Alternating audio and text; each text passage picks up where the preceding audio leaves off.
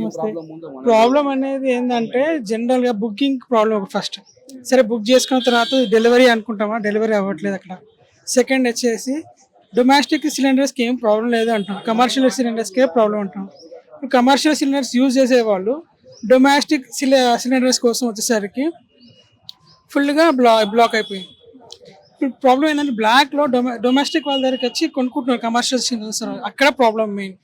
దాన్ని అరిగట్టారు అనుకోండి, ఈ లైన్ కూడా అవసరం లేదు జనరల్గా. అంటే ఎప్పుడు కూడా ఈ విధంగా లైన్స్ ఫామ్ అవ్వడం కూడా ఎప్పుడు మనకి ప్రస్తుతానికి ఏంటంటే ఐవీఆర్ఎస్ పనిచేయట్లేదు. సో ఇప్పుడు లైన్ లో బుక్ చేసుకోవాల్సింది. అప్పుడెప్పుడో నేను down the line 10 years back వచ్చి బుక్ చేసుకోవటండి. ఇప్పుడు మళ్ళీ ఇప్పుడు స్టార్ట్ అయింది ఆ ట్రెండ్. అంటే ఇంకొకటి ఏంటి అంటే పానిక్ అయిపోయి చాలా వరకు జనాలు ఎక్స్ట్రా గ్యాస్ కోసం అని చూస్తున్నారు అని చెప్పి. Panic అని కాదండి, ప్యానిక్ జనాలు ఎట్లా అయిపోయారంటే బ్లాక్ లో డబ్బులు ఎక్కువ వస్తున్నాయని చెప్పి దాని సిలిండర్లు అమ్ముకుంటున్నారు.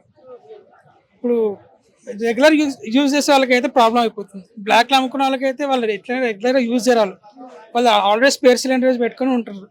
రెగ్యులర్ యూజ్ చేసే వాళ్ళకి ప్రాబ్లం ఇక్కడ. అంటే కాస్ట్ కూడా పెంచడం చాలా ఎక్కువైపోయింది. అంటే సామాన్యులు ఇప్పటికీ 1000 రూపీస్ అంటేనే కొంచెం ఆలోచిస్తున్నారు, ఇంకా 60 రూపీస్ పెంచడం, ఇంకొంచెం దగ్గర అయితేనేమో 1500 అది కూడా చెప్తూ ఉన్నారు. కొన్ని ప్రచారాలు అయితే జరుగుతున్నాయి, అందుట్లో ఎంతవరకు నిజం ఉంది? ఆల్రెడీ డెవలప్ అయ్యే కొద్దీ కాస్ట్ ఆఫ్ లివింగ్ అనేది పెరుగుతూ ఉంటుంది. దాని తగ్గట్టు మనం మూవ్ అవ్వాలి అంతే తప్పితే భారం అవుతుంది అంటే మన గవర్నమెంట్ కూడా భారమే అవుతుంది కదా. ఇప్పుడు ఫ్రీగా సబ్సిడీస్ ఇస్తారు, ఎవరికి ఎండ్ ఆఫ్ ది డే పబ్లిక్కే అవుతుంది కదా. అది మరి భారం వరకు పబ్లిక్కే భారం. అది సబ్సిడీస్ తీసుకోకుండా మీరు ఎట్లుంది అట్లా పే చేయండి, ఎవరికి భారం పడదు. అప్పుడు గవర్నమెంట్కి భారం పడదు, మనకు భారం పడదు. అది ప్రాబ్లం.